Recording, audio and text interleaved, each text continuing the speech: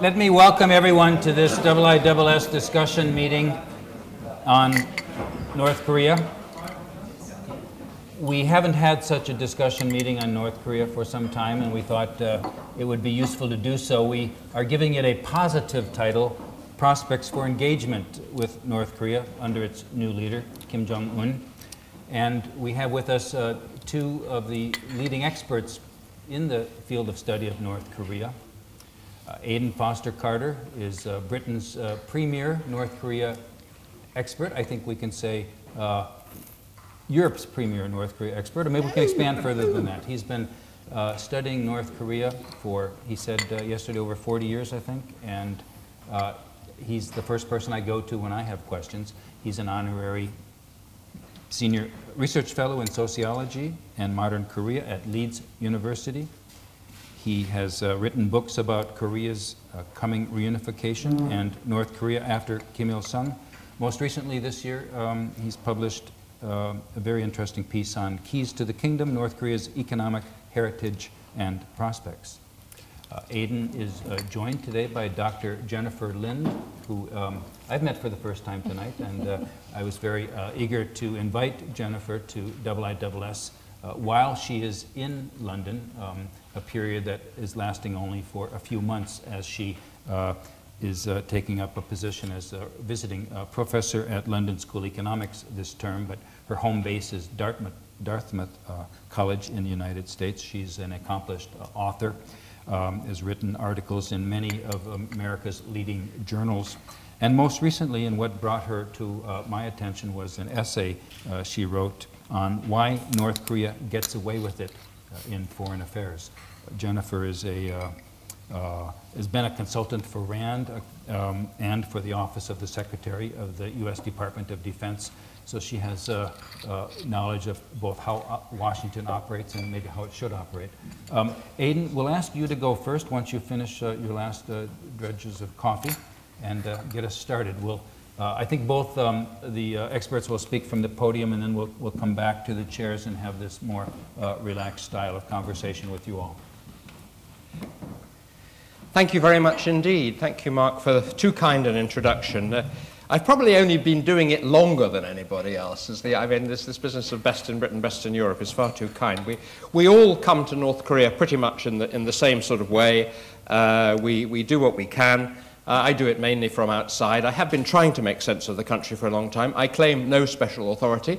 I am a sociologist, not the most fashionable of disciplines nowadays, but I am committed to social science. Social science seeks, as best it can, generalizations, and North Korea seems to be an exception to most of them, but you know, we keep plugging on. So what I'm going to say is going to be a mixture of what I hope are some general principles, and also trying to answer the question, or perhaps the more immediate question, of what is happening in North Korea. Jennifer and I are going to try, sorry if I'm not messing that up, a rough division of labour. I will concentrate more on what is happening inside North Korea, and she will concentrate more, I think, on the foreign policy dimension as per her Foreign Affairs article. I'm tempted to begin with texts from a couple of Edwardian humorists, North Korea not being particularly funny, but I have been known to call it as darkness risible. Risible with an R, make sure you get that right if you're writing it down. One is Hilaire Belloc, who in one of his cautionary tales has the couplet, "They answered as they took their fees, there is no cure for this disease." No one is paying me a fee for this talk, but I think those of us who work on North Korea, particularly for a long time, often find ourselves in that position, although we have to sort of continue. The second one, which partially contradicts the first, is from the H.H. Munro, who wrote under the pseudonym Saki, S-A-K-I, and in a tale about something quite different, obviously wasn't North Korea because it didn't exist, has the line that something like, of all the ways of killing a cat, choking it with cream should not be overlooked. That happens to be my own view, but I probably won't have a chance to get into it in huge detail. So what is the task? It's always threefold. First of all, it's the simple empirical task of working out what is actually happening. That remains difficult. Recall that Kim Jong-un, the man now leading North Korea, was not known to exist. One does wonder sometimes what the intelligence services do for their money. He'd been at school in Switzerland and so forth. He wasn't known to exist until a slightly dodgy Japanese sushi chef turned up and said, actually, he's got 3 sons, Kim Jong-il, not 2, and the third is his favorite. That's turned out to be correct. Secondly, there's the interpretive task.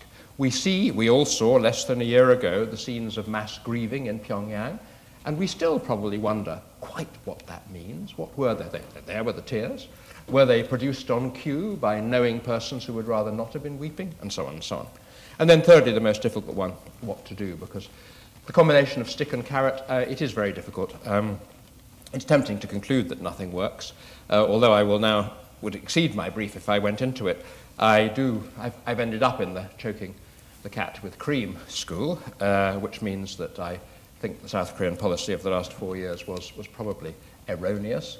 And I was just reading on the train coming up here the proposals of one of the South Korean presidential candidates, Moon Jae-in, for an economic union with North Korea, no less, which sounds rather staggering. A couple more general thoughts. There are two kinds of wishful thinking on North Korea, both of which we have to avoid. One, which I adhered to for a long time, it will collapse. Now that I've changed my mind, it probably will collapse, but all these years it didn't. Bruce Cummings, soon to grace us with his presence at another place at LSE, has said in a rhetorical question, is there a statute of limitations on collapsism? And I happen to think he has a point. Again, no time now to go into the arguments. In my view, the fact that China has made a strategic decision to prop up North Korea means that propped up it will be. But there are different views, certainly. Can I just mention in that regard the paradox of the ratings agencies and the question of what is it we think we actually want for North Korea? At some level, probably everybody wishes it wasn't there, but one is dimly aware that the process of making it not there is either impossible or would be so risky that it would be even riskier than the status quo. So when Standard & Poor's upgrade the South Koreans, as they did recently, not only for South Korea's wise macroeconomic management, but also, as they said, because the transition in North Korea is turning out rather smoothly, I find that rather interesting. Evan Ramstad in the Wall Street Journal wrote about that. So the question I'm trying to get at is, let us think through and let us be honest about what we want. And do we want it, obviously, to behave a whole lot better, which is difficult. But it seems that most of us, for all the talk of collapsism in certain circles, and the warnings that it might happen, Victor Jha among others, and obviously there have to be the contingency plans, but I sort of have the impression that nobody really actually wants that. So we've all gone for the second kind of wishful thinking, also we have to be careful of, which is it will evolve, it will somehow be all right on the night, we will get there. I happen to think that it will evolve slowly and painfully, but my point here is that neither of these should actually be a priorized. I'm just going to say one more of these sort of more general things, which is sometimes, if we don't understand North Korea, it's not just that North Korea is opaque, though it is, it's because we haven't formulated our own questions carefully enough. I wrote about this in the website 38 North, and I think the concepts of opening and reform, so when we think about what it is that we would like North Korea to do actually, and what we think there is any chance at all of them doing actually, we perhaps have to be a bit more rigorous than sometimes happens. There isn't sort of one whole reform package where Kim Jong-un comes along and says, okay guys, we've been wrong all these years, and we're coming back, hooray. I think Im Young-bak laboured under some such delusion about his father. The idea that Kim Jong-il was ever going to turn up at the Nuclear Security Summit and say, okay, here are the nukes, I mean, come on. That isn't going to happen. What might happen? I don't think they're going to denuclearize. Again, I risk straying into Jennifer's territory here. I do think there is some chance they will do something more sensible about the economy. Let's now try to look at what is going on inside North Korea. I am no better placed from this distance than anybody else. I have no particular sort of secret things. It does help, obviously one tries to keep in touch with people who are there. May I mention a couple of things that I just heard within the last 24 hours, for instance. A recent delegation to North Korea, I gather I'm allowed to mention RUSI in this room, another noble institute in this city has had a delegation in North Korea. They met with not only the foreign ministry, which everybody does, not only with the party, which fewer people do, but they actually met with who everybody wants to meet, which is the Korean People's Army. That's new, I think. So there's a new fact to be pondered. They were royally entertained by the Korean People's Army. Interesting indeed. Also, they report that in meetings there were 30-somethings who seemed quite assertive, who seemed rather bored by their seniors, who talked across them. Now, again, that to me is extraordinarily interesting information. Again, we shouldn't jump into the evolutionary wishful thinking, because imagine, I think what Dilthey, the sociologist, called Einfühlung, putting yourself in someone else's shoes. Imagine yourself, if you can, not just a North Korean, but a North Korean elite 30-something. What do you want in the world? When I heard this report from the RUSI people, it immediately took me back. I met with people in China in 1984, in Beijing, and had what seemed a similar experience. Suddenly the people who were supposedly head of these think tanks were silent, and it was younger people, vice presidents and things, who were doing all the talking and were very reform-minded. I don't think we should assume, and I'm now going beyond what I heard, which was just briefly yesterday, that I'm now on the second stage of inferring and trying to interpret. I don't think we should assume that these people want simply to join the modern world, for North Korea to stop being the kind of country it is, because they will want to survive. That was very striking. One of the very striking things about the fact that North Korea survived, contrary to all of those of us who thought it was going to collapse, is the seeming unity of the ruling class. I will use the phrase ruling class. They must surely be divided on a number of issues. There must be personal power struggles. There must be institutional ones. We've seen the party going up and the army going down. And there may well be policy differences too. What do you do about the economy? But they have actually managed to hold together. And I wouldn't have thought their juniors, even if the juniors are bored with the elders and probably bored with all the ideology and so on, they won't necessarily want to get rid of the entire system. Let me then, with that, move to Kim Jong-un, who, like most of us, I've been trying to observe as closely as one can these less than a year and so on. And it is quite interesting. I think the question we have to pose about Kim Jong-un and what he's doing is skin deep versus old bottles. What do I mean? We're all aware of the changes. Someone has to mention Mickey Mouse, so I'll do it, and that the cosmetic stuff and being seen on the Big Dipper and sort of he likes fairgrounds, doesn't he? Doesn't seem to go to factories very much, but he does actually like fairgrounds. So okay, a different leadership style, hugging lots of children and so on. That's absolutely not in doubt. But does it go any further? My answer is provisional, and as often with North Korea, is not an answer really. It's the jury's still out. I don't think we can yet say that he's doing anything definitely different. But my point about new wine, old bottles, you know the image, I'm sure, from the good book, is that North Korea and Kim Jong-un are a prisoner of their own discourse. If you're going to be North Korea, and he wouldn't be in the job if he wasn't the son of who he is and the grandson of who he is, then obviously you have to go through an awful lot of the old motions. In another sense, that's a better, if rather ghastly metaphor. You have to do it in the old way. You have to stress your loyalty to Kim Il-sung, Kim Jong-il.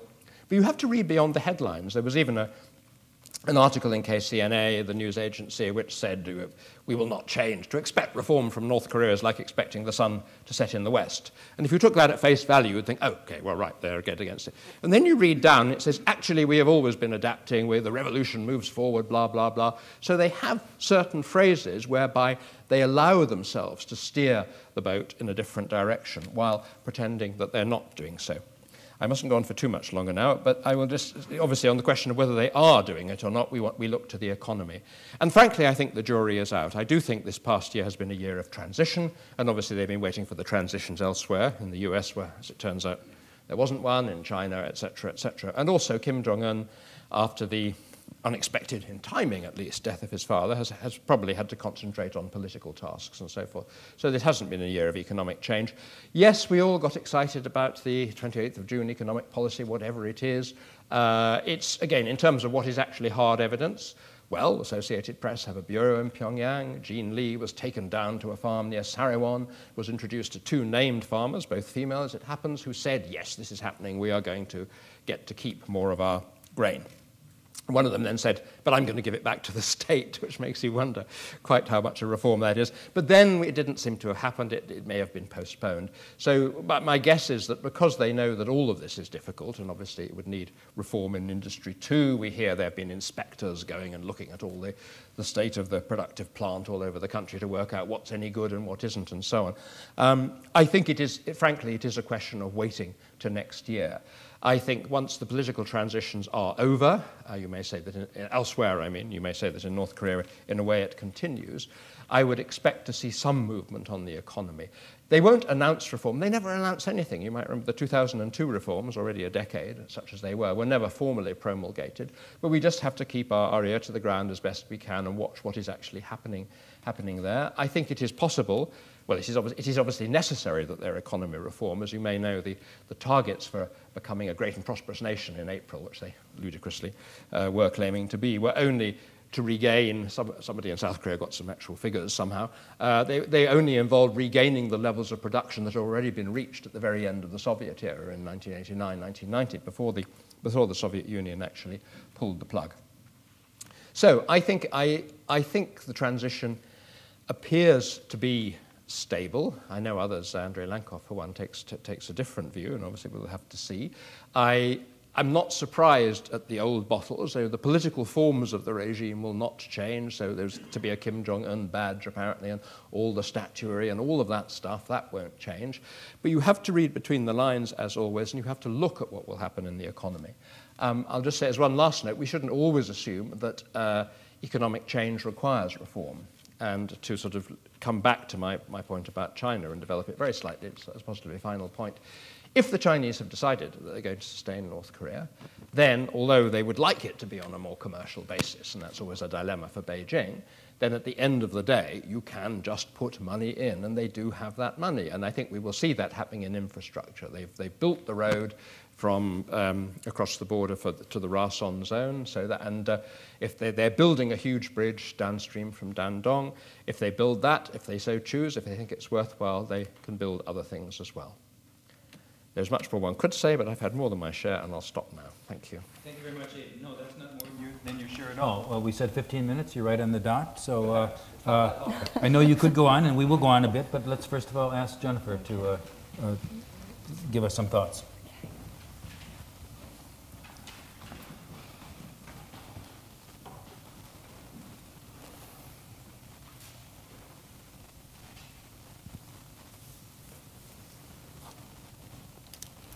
Thanks so much for taking the time out of your busy days to be here. This is a wonderful idea for a panel. It's a very important moment for a panel in that we're approaching the 1-year anniversary since this transition. And so it's a good time to be taking a step back and saying, where are we with this? Where are they with this? And how do we feel about it? It's a privilege to be here with Aidan and with Mark, and thanks so much for this great invitation.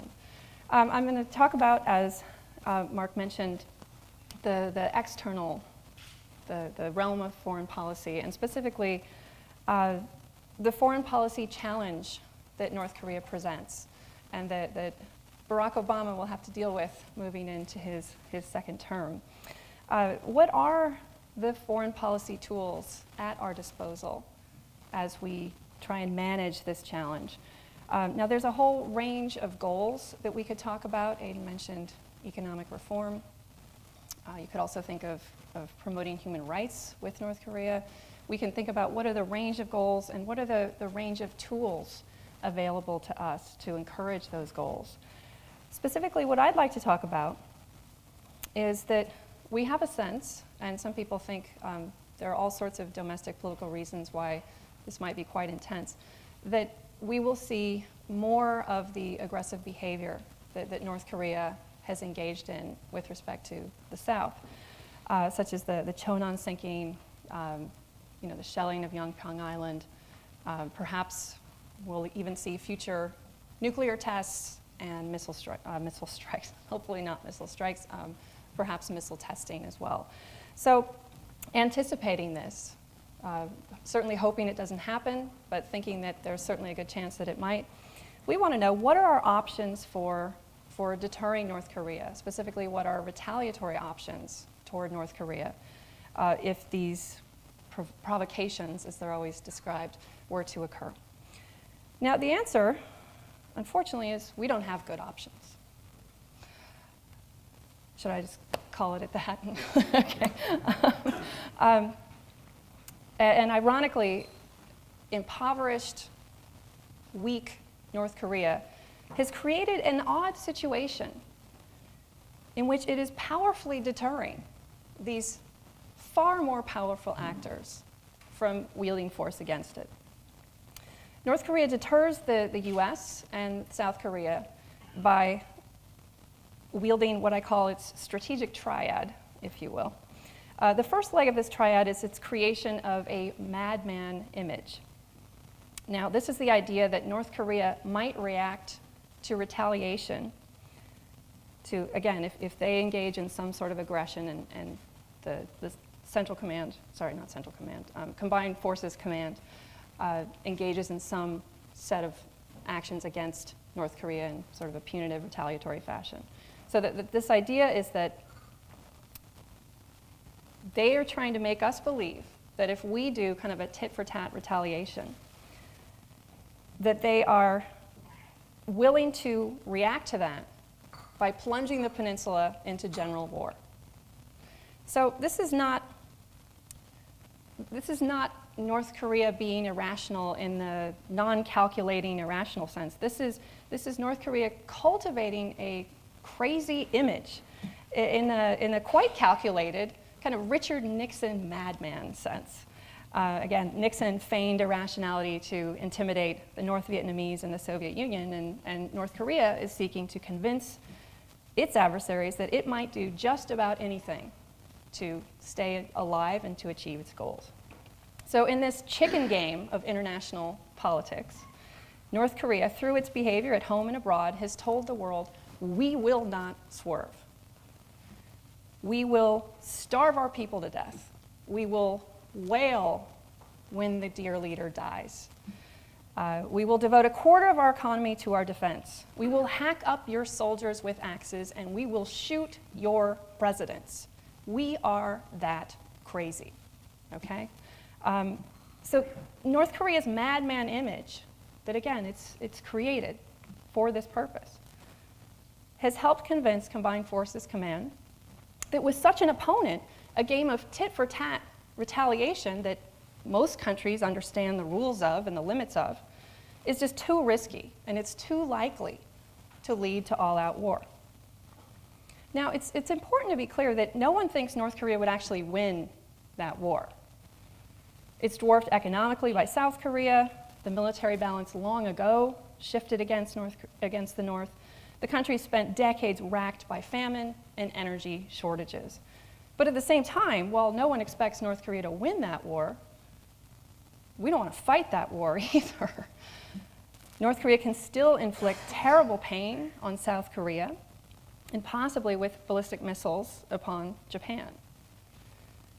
Seoul sits in range of North Korean artillery, and if war were to occur, it could suffer substantial damage and many civilian casualties.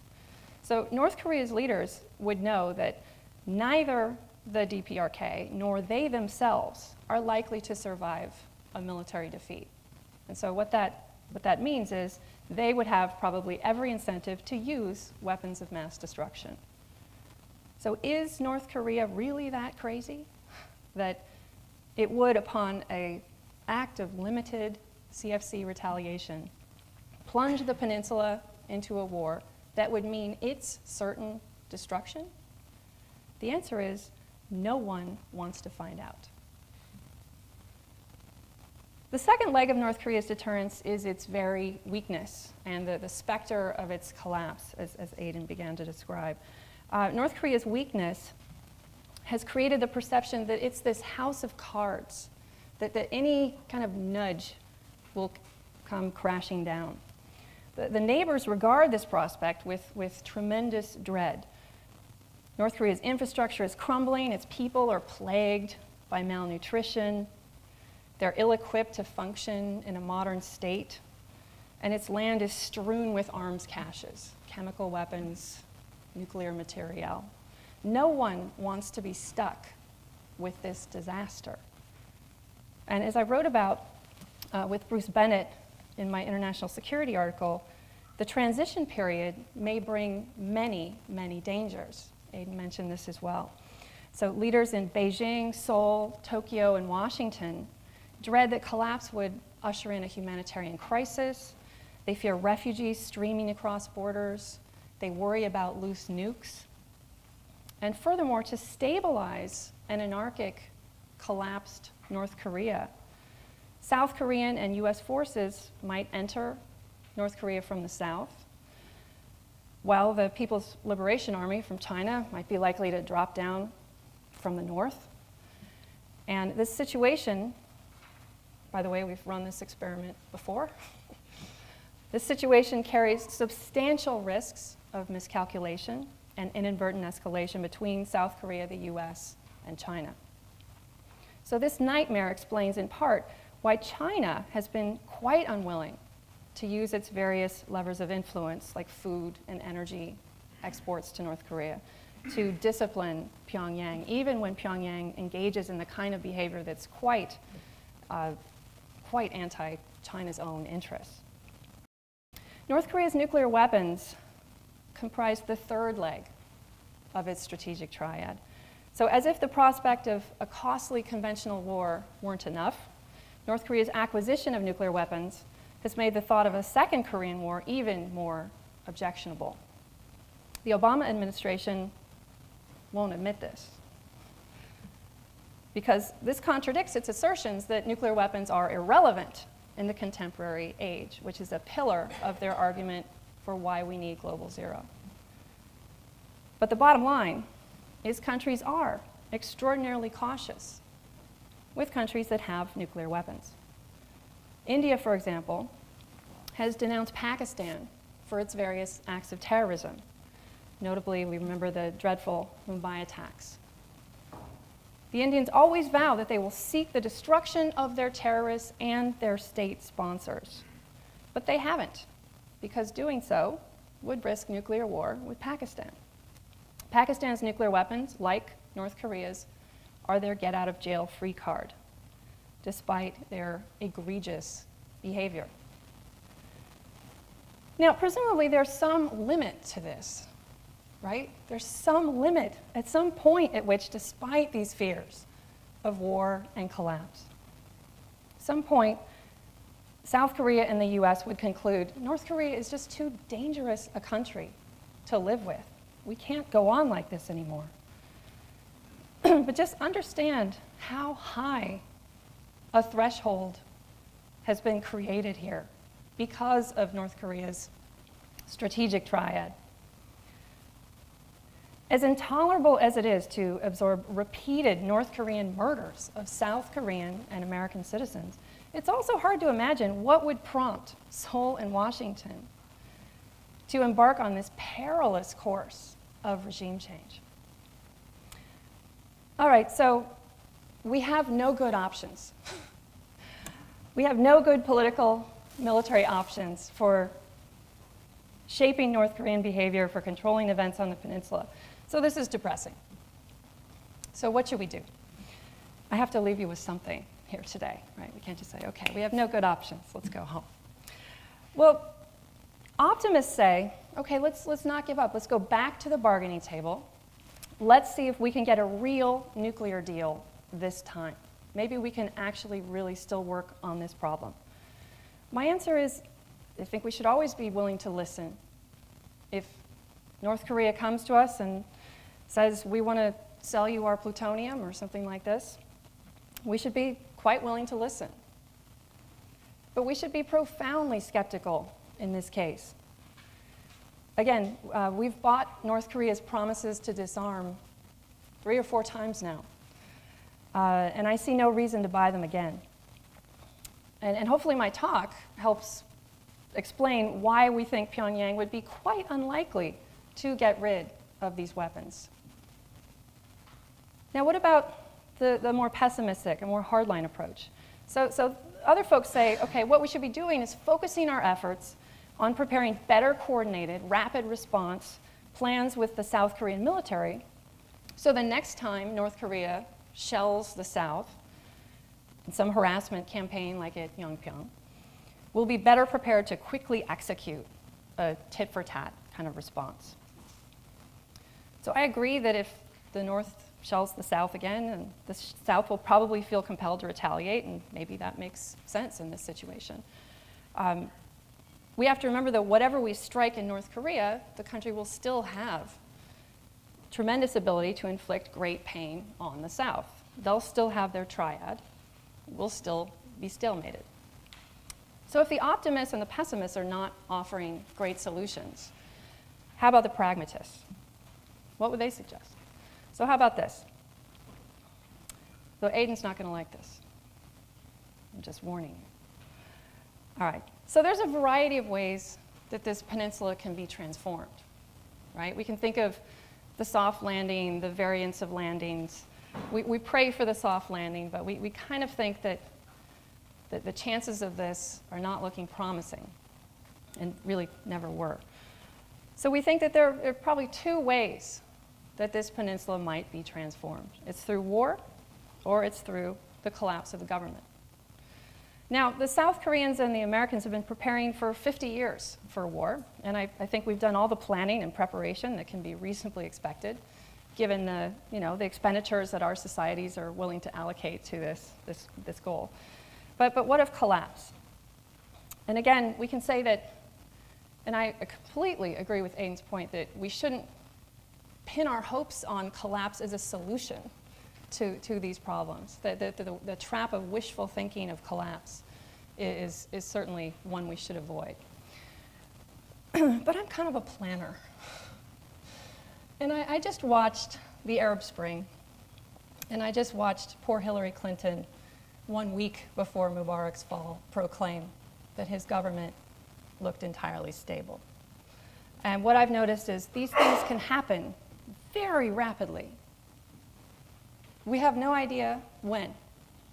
If any North Korea expert tells you, then interrogate them because nobody knows when. It could be happening now during this talk, or it might happen in 35 years. Or again, of course, it might just muddle through. So we don't know when and even if this is going to happen. But we do know that this regime is in a set of circumstances in which governments can collapse, and we've recently seen this. So, given that we know that this is a risk, again, we don't think it's a certainty, and we don't know when it's going to happen. But given that we know that it's a risk, let's look several years into the future and imagine. So the pragmatist would tell you, imagine this. You have 22 million people. Okay, so North Korea's government falls apart. You have 22 million people. They're already malnourished. They have no access to food. You'll have millions of refugees getting into boats, walking across minefields into South Korea, or pouring through PLA barricades into China. It will be unbelievably ugly. There will be fears of loose nuclear and other weapons. And there are considerable risks that Combined Forces Command heading north, as I said, might need to be separated from PLA forces heading south. So in this terrible and not certain, but quite possible eventuality, the question is, what will we wish we had done today to prepare? What humanitarian supplies will we wish that we had pre-positioned in South Korea? What agreements and plans will we wish that we had coordinated with the global NGO community? What so-called deconfliction agreements will we wish that we will have negotiated with the Chinese? So the bottom line, North Korea has fashioned through inept governance, through brutality, the perfect poison pill defense. No one will conquer them because absorbing them is too risky, too costly, too dangerous. What we can focus on today, though, is not principally how to lure them back into international society, because we think that's pretty unlikely. Or, which artillery emplacements should we target first in a tit-for-tat retaliation campaign. But we can think about how we might get through what is a very plausible and very dangerous collapse scenario at minimal humanitarian cost to the North Korean people, a minimal cost in terms of regional destabilization, and a minimal likelihood of loose nukes, not to mention a minimal risk of a military confrontation between South Korea and the US on the one side and a rising China on the other. Thank you very much. Thank you very much, Jennifer. In the beginning of your talk, you gave the best answer I've heard to the question people like my mother ask me, are they crazy? And that was and then the rest of your talk went on to give better answers that my mother doesn't ask, but which she should be. We've got not as much time as I wish we had, because I'm certain there are any number of interesting comments and questions you would all like to pose, and I have plenty of myself. I don't want to monopolize this. So if anyone wants to get started, I will call on you. And when I do, please state your name in the usual fashion. This is all, by the way, being recorded, and I don't know if it's being streamed live, but it will be podcast on our IISS website, and so it's all on the record. Nigel Inkster. Okay, thank you. Mark Nigel Inkster, Director of Transnational Threats and Political Risk here at the Institute. Neither of our panelists actually mentioned the issue of proliferation, whether nuclear or ballistic missile proliferation. Yet this is actually, if one is looking at ways in which North Korea constitutes a disruptive element in the international order, this has to be the one that is probably most egregious. And I just wonder whether either of our panelists think that there are more effective measures that could be taken to minimize the threat from this. Thank you. And by proliferation, I take it you mean onward proliferation, North Korea's sale to Syria of graphite cylinders that were interdicted by South Korea, or their support for the Syrian plutonium production reactor and so forth. I guess if I was to be the third speaker, that's probably the set of issues that I might have addressed. But I'll ask Jennifer. I mean, I can offer a thought, but would you have any thought you'd like to pose to that? I would put that very much in the category of the other, the menu of bad behavior that I alluded to, which I didn't march through the whole long and sordid list of North Koreans. The things that North Korea does that we would rather North Korea not do.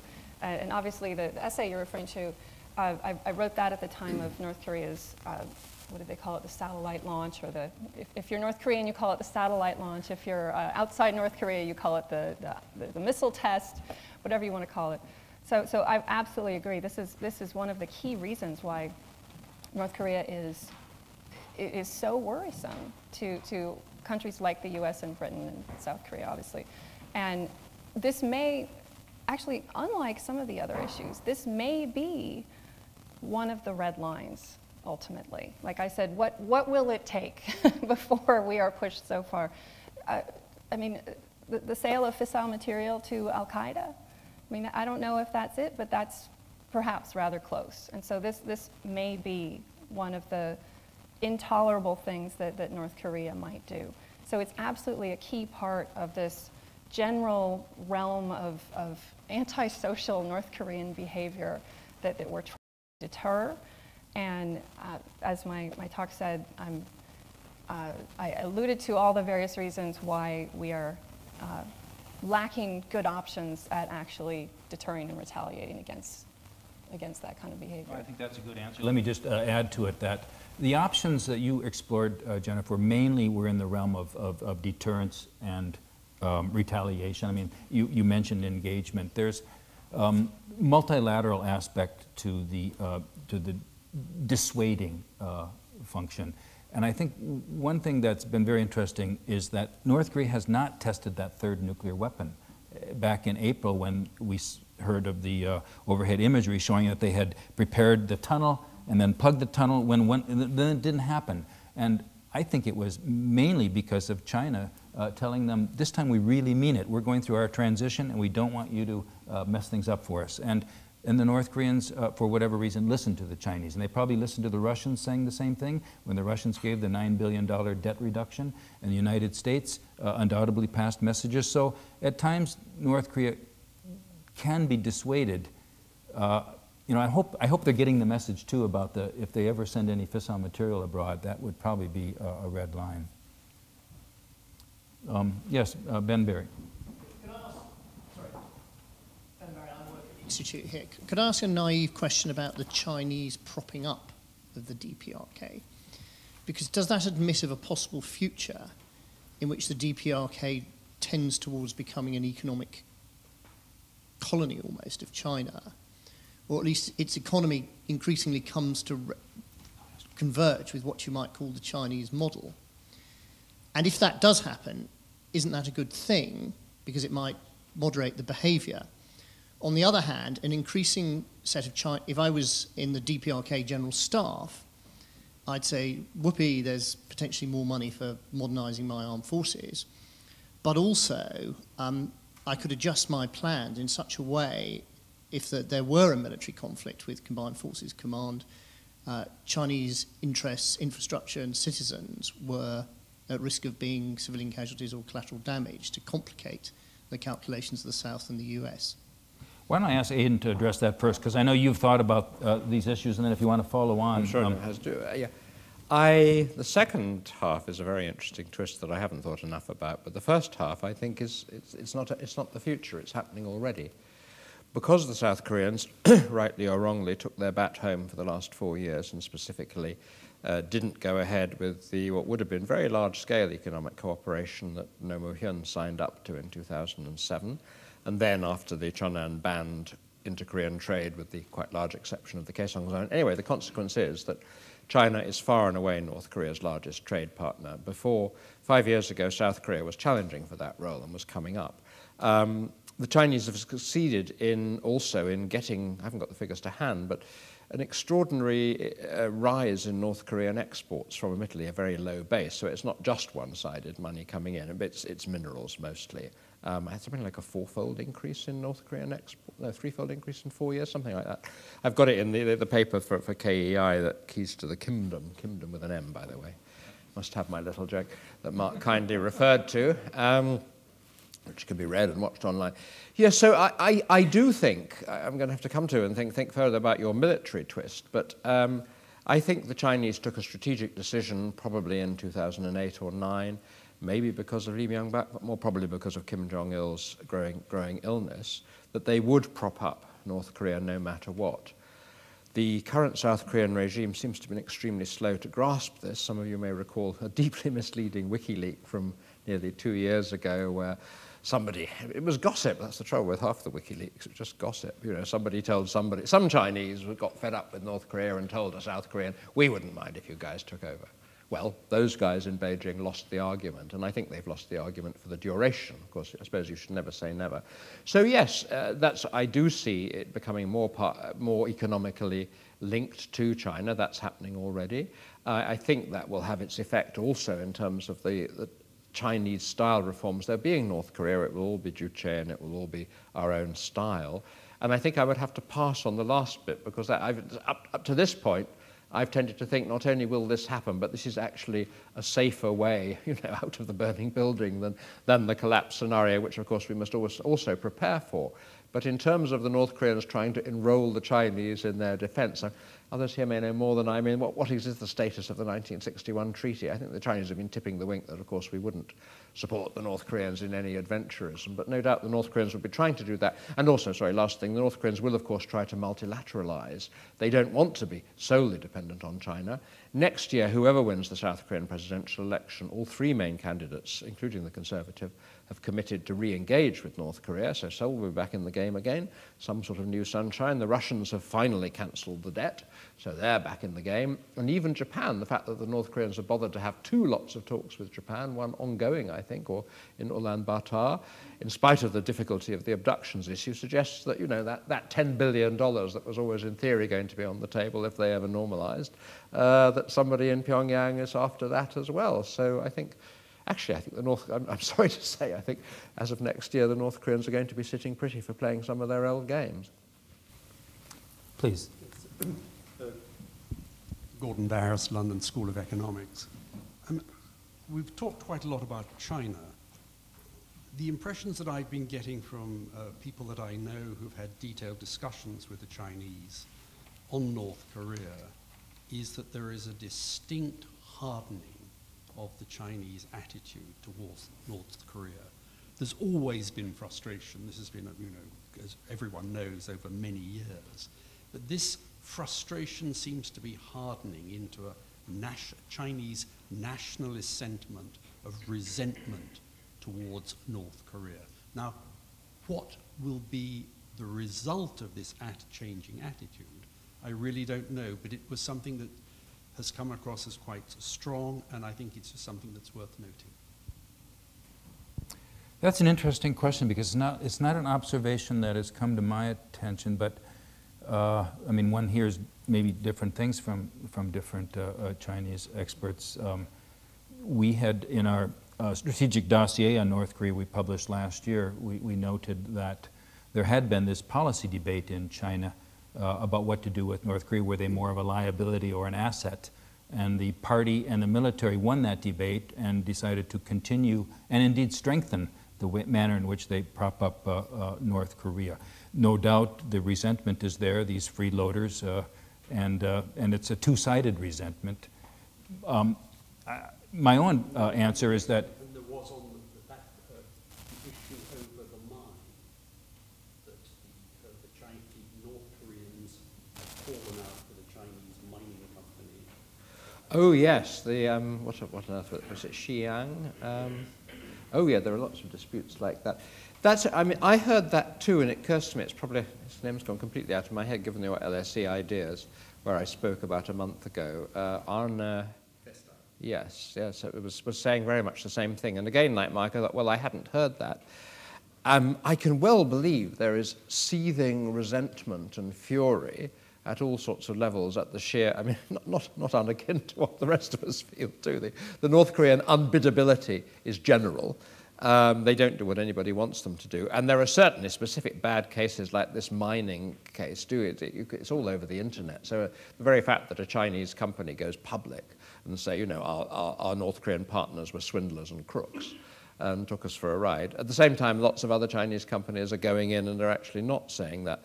I mean, the debates, I'm sure, will continue. The question is, I mean, again, putting oneself in the shoes of the now new Chinese leadership. And by the way, Xi Jinping is on the record as with a particularly hardline thing from a couple of years ago when they celebrated the anniversary of the Chinese People's Volunteers entering the war, and what a just war it was against the Korean War, this is, you know, against American aggression and blah, blah, blah. But what do you want to happen? I thought for years they would let North Korea go, that North Korea would be just a damn nuisance. The Chinese play a long-term game.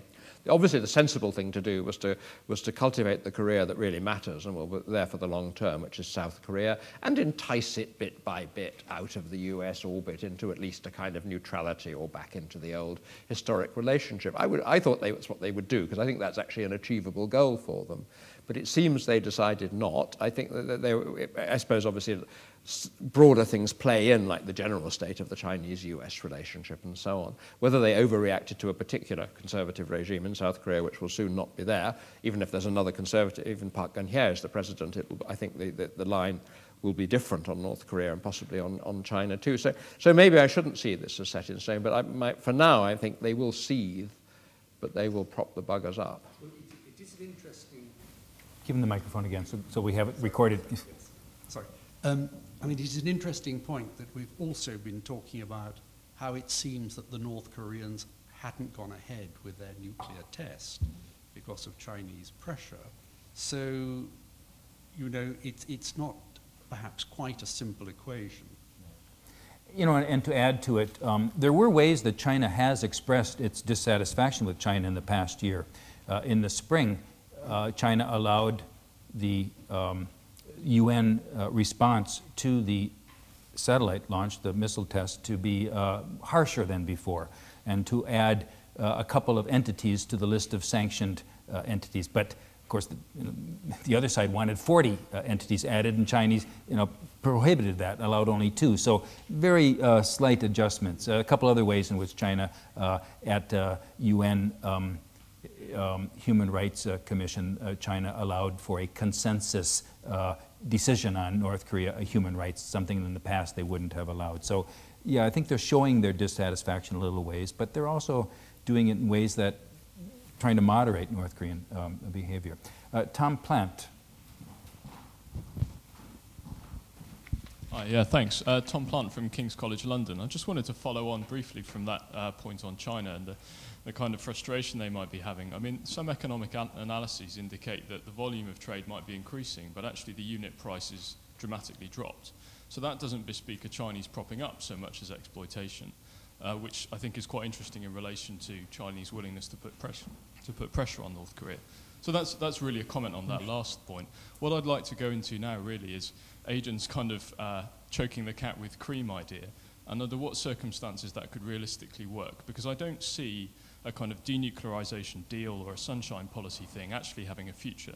North Korea has too much of a history of taking what's offered and not giving what it offered. So how could you construct a deal, and what would you be looking for? What would both panelists be looking for in a workable kind of first stage? Thanks. Jennifer, do you want to take that first of all, since you haven't had the Well, I think you answer? heard my level of optimism on deals with North Korea. I mean, there are a couple things that I'd like to add with respect to the China conversation. I think particularly because the U.S. is always kind of harping on China and saying, why don't you rein in North Korea? And so I hear a lot of North Korea analysts saying what I think is a very simple thing, which is don't attribute to China kind of almighty sway over Pyongyang, and that remember Pyongyang is a very prickly government with quite a different set of interests as Beijing. And with respect to the influence over the nuclear tests, I absolutely hope that this is correct, that China does, first of all, see an interest in North Korea not having another test, and that China does have the ability to sway North Korea to moderate its behavior in this fashion. I absolutely hope this is correct. With something like the scheduling of a nuclear test, however, just think of the myriad of potential factors that might explain an absence of a test, and half of them are probably related to science and engineering or climate, or we just have no idea. This is the deeply frustrating thing about North Korea, is that, I mean, it's always very opaque, but particularly in the realm of its development of weapons of mass destruction, it's even more so. So again, we hope that China does have influence over North Korea. And the reason is, I think we see China's own interests are changing and being moderated because of China's growing place in the world, and, if you will, China is a growing stakeholder in a peaceful East Asia. I think we're seeing a really interesting transformation. This did not used to be the case. China used to be North Korea, right? And we've seen this incredible evolution in China's level of wealth, in terms of its power, its diplomatic influence, and so its interest in its stake in peace. And so it's very interesting to me to think about how China's relationship with North Korea, how the Chinese might want to transform their relationship with North Korea, perhaps in the way that Aidan was suggesting, just get rid of them, why don't you, and take a different approach. Because especially with respect to, I mean, North Korea is just horrendous human rights, its economic backwardness. I mean, all of these things are just not helpful for China's image and for China's interests. So the question of, will China transform its relationship with North Korea, I think, is actually quite plausible to ask. When I've talked to some folks in China, they've emphasized, 1 million Chinese died for North Korea. We've spent endless blood and treasure on this country and keeping this country, alive, and we would never abandon, this is our ally, we would never abandon it, kind of the classic sunk costs argument that you would hope they would have the sense to see beyond. But so maybe that is the way that they're thinking, and they will be kind of stuck in the, well, this is the horse that we picked, I guess we're stuck with it. But again, I do see some interesting space opening up because of China's own transformation, and the transformation perhaps of its own interests, and how that might shape its relations with North Korea. Let me come in on that, so I'm conscious of the passing of time, but I do think that, particularly, again, if one were now being a South Korean nationalist, and which South Korean is not nationalist, of left or right, then one would not want China to be the sole subject of the sentence. If Moon Jae, I do recommend reading Moon Jae-in's proposal for economic union. He might be the next president of South Korea. He clearly would carry on Sunshine where it left off with No Mu-hyun. And somewhat to my surprise, I find myself supporting that position. And if I can try and put it briefly, I can refer you to a couple of articles I wrote in 38 North, and also I write for a journal called Comparative Connections, which some of you may know, an online journal, freely available, which has various bilateral relationships. I've been covering North-South since 2000. To my great surprise, I thought the 2007 Pyongyang summit deal was a good deal. I thought that the wily Kim Jong-il would run rings around the naive No Mu-hyun. He didn't. Had this gone forward, it would have transformed the admittedly hitherto very one-sided sunshine policy into something much more mutual and win-win. It was joint mining, joint shipbuilding, maybe the wrong sector right now as it turns out, fishing zone, etc. None of it would have been easy, but there was that sort of magical moment, and you may say that's where I ceased to be the hardliner I'm usually accused of being and become all sentimental and mushy. But there were a couple of months, November, December 2007, after this thing, before the election and so on, when South and North Koreans were meeting just about every day. And they weren't just meeting for generalities. There were a whole set of commissions, I have this in the 38 North article, had been set up, were starting to work. Yeah, no doubt the North Koreans would have gone on to play all manner of games and so forth. But that this can work, I point to the Kaesong industrial complex, still with us, miraculously, showing a better way that North and South Koreans can get together. How do they do it? 123 small South Korean firms employ 52,000 North Korean workers, pay them peanuts, or more accurately, choco pies. And yes, it means the nuclear issue is put on one side, the dreadful human rights are all put on one side, but you have to start somewhere. I say in the KEI paper, create one, two, many Kaesongs. And also, if you were South Korea, you'd want to be doing that so that the Chinese don't have it all their own way. I actually think that's a sensible, non-sentimental thing. You create structures of interest in North Korea for people to do things other than the nuclear thing and the proliferation and so forth. And you gradually bind them in towards you and you soften them up like the Germans did. And I rather hope that's going to start again, but it may all go wrong. Thank you very much. As the chairman of this session, facing a difficult decision, we're at the time when we said that the meeting would end. And I think those who have places they need to go to should carry on with that plan. But if you'll indulge for a few more minutes, I think we could maybe take a couple more questions. We are just getting started. And I did see you first in the back, and then the young lady in the front. And we'll take two questions here, and we might have to call it at that. We'll see how it goes. We might have time for two more, but let's try to make short questions and short answers. We'll take two at a time. Thanks again for speaking. Eric Davis, MA student over at King's. I was curious, we've talked a lot about China for obvious reasons, but I was wondering about their other neighbor and what role people on the panel would see Russia playing, particularly in a state collapse situation. Okay, Russia question up here in front. And actually, yeah, good. And then we'll go to the gentleman in the third row. We'll take three questions. Hi, I'm Morgan Potts. I'm a student at LSE. I was just wondering, aside from avoiding regime change and economic collapse, what exactly are the goals of North Korea in playing all these games with the international community? North Korea goals. And then one last question over here. Yeah, Tim Wilsey, King's College, London. I mean, the similarities with Burma are, of course, inexact.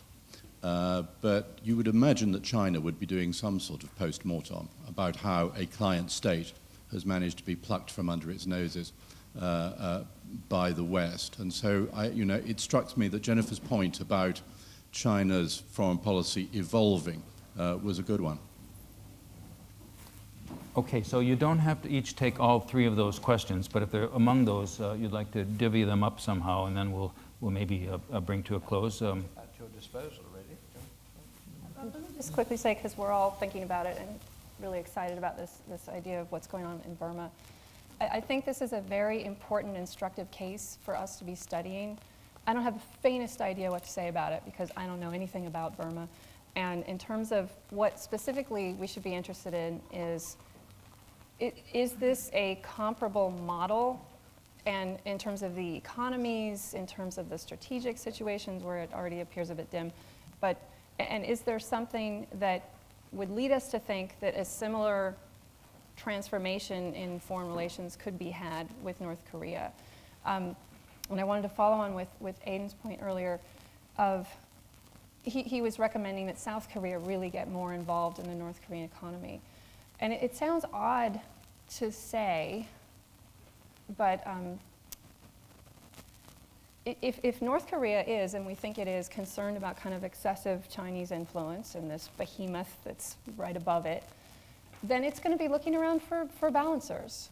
And ironically, South Korea and its Kaesong's +1 might serve as kind of a balancer. And this was precisely, to my understanding, what happened in Myanmar, which is Myanmar was worried about excessive Chinese economic influence there, and so they're reaching out for balance. And so can this happen with North Korea? I think that's why this is such an important case to study. I think the balance point that Jennifer's just made is probably the only precise lesson from Burma. I fear that everything else differs, mainly because to adapt something that Andrei Lankov says, at every opportunity there is no South Burma.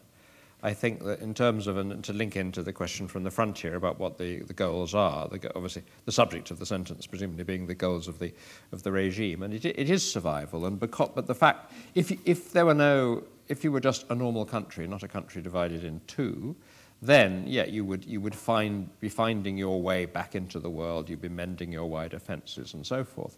But because South Korea is there, then as I see it, if you are any of the North Korean elite, and you've watched what happened in East Germany, let alone the Soviet Union and so forth, then you reckon you won't survive, quite apart from any direct vindictiveness there might be in a unified Korea, but you certainly won't be running the show.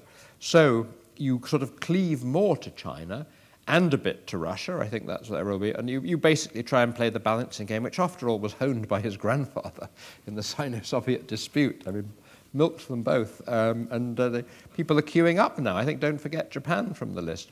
Just on the Russian role, I found it terribly hard to read Russian North Korea policy. It's been through such different stages. They supported them right to the hilt in the Soviet era, including under Gorbachev. They then pulled the plug completely, as they did on everybody. For then there was a sort of period of yuck, North Korea is our past, when basically from a realpolitik point of view, Moscow threw away much that it had built. Then they sort of seem to be coming back. You remember Putin and Kim Jong-il met 3 successive years. And then they've let it go again. There is the pipeline talk, or there was. And so I still wonder how actively they're going to get back in the game. But certainly, I mean, you've got to look at Rason. It's where the 3 countries meet. The Chinese, it's now a formal zone of co-development with China. Russia has modernized its railway, cross-border railway, but so far hasn't done much more than that. But I think they'll be back in the game too. Sorry. Thank you very much. It's clear to me that we could go on longer. It's clear that we could have another meeting of this sort, and I look forward to that. I hope we can arrange presentations that are as stimulating as the one that we've just had, although I think that'll be a hard barrier to meet, high bar to meet. But ladies and gentlemen, join me in thanking Jennifer Lind and Aidan Foster-Carter for leading this discussion. Thank you very much for organizing it. Thank you very much for organizing it.